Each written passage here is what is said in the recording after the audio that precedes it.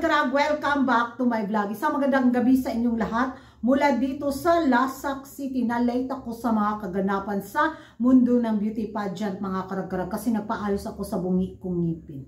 Masakit pa yung pagkabunot at yung pustiso. Pero lalaban ako para sa pangkabayan showcase, para sa pang-ekonomiya. Todo mo na to kuragan. Eto na nga mga karag-karag, nanood ako sa Miss International 2024 national costume ng ating pambato. Ng ating pambato lang yung napanood ko ha. Ayun, makita ko mga karag-karag, shakit galore ako sa pa-stage ng Miss International 2024. Anyari Miss International Organization. Big Four pageant pa naman sana kayo. Pero ano to nakita namin. Ito lang talaga yung nakaya nilang bitaw sa production ng pa-national costume sa Japan. Uy, puyagaba, uy. Para ka lang umate ng PTE meeting na may pa-intermission number. Diba? Para lang, okay, next. Ganun. Nung makita ko yung pa-national costume ng ating kandidata, ay bongga naman sana mga karag-karag. Yung mga pa-video bitaw mga karag-karag sa national costume ni Angelica Lopez. Nako, wow, grabe. Ang ganda at bonggalicious sana. Pero nung inirampa ni Angelica Lopez mga karag-karag sa stage ng Miss International 2024, ay, nasaan ang hustisya Miss International Organization. Wala talaga, walang kadating-dating. Hindi naman sa pangaano, ang hirap lang talagang ipaglaban. 'Di ba? Na masabi natin, ay, Miss International 'yan. Like for example, Miss Earth, 'di ba? Ganon din ang tamlay ng kanilang production. Pero yun nga, may mga ipinaglalaban talaga silang advokasya at very naman sila sa pagkuruna.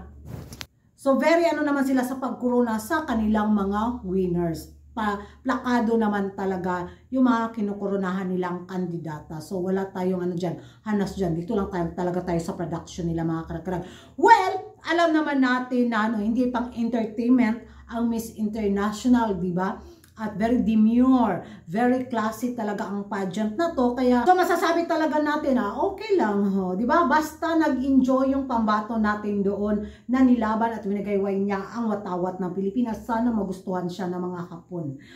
Si Angelica Lopez mga karag-karag. Tayong expectation para hindi tayong masaktan, di ba? Pero umasa ako na aarangkada ang ating pambato mga karag-karag na si Angelica Lopez sa Miss International 2024. Huwag na tayong mag-expect ng bitaw pabonggahang production. Bahalag magduka tang manood ng pa-live nila. Di ba? Try lang natin si Angelica Lopez. Kahit manghanas tayo or mangbas sa mga production na mga Big Four pageant, walay na talaga rin tayong magawa. Kundi support na lang tayo. Di ba? Yun lang yung kayang maibigay natin sa bilang pagsuporta sa ating pambato. Ewan ko sa inyo mga karag-karag kung ano yung magiging reaction ninyo sa naging performance ni Angelica Lopez sa national costume sa Miss International 2024. Sabi pa nila mga karag-karag kasi nalaglag yung isa sa bitaw sa ulo ni Angelica Lopez. Daw yun? Bad omen daw yun sa Japan. Hindi ko alam kung ano yung mga tawag dito, pamahiin sa Japan mga karag-karag. Sino yung mga chismosa mga taga-Japan dyan, na mga beauty pageant lovers? Comment down below kung ano yung pamahiin ng Japan. Bak malaglag daw, bad daw yun.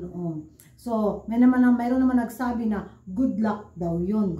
Basta yun siya mga karag-karag. Ako, out ako dyan na wala akong magiging komento kasi wala akong alam. Makishare lang din ako sa inyo mga dyan, pa-comment para may matutunan din tayo at may mga impormasyon tayong malalaman, di ba, about sa Japan. Thank you for watching mga karag-karag, at kung hindi ka pa nakapag-subscribe sa YouTube channel ko, don't forget to like and subscribe. Kuragan karag, ang babaeng lagi ng karag-karag, and see you in my next vlog. Bye-bye!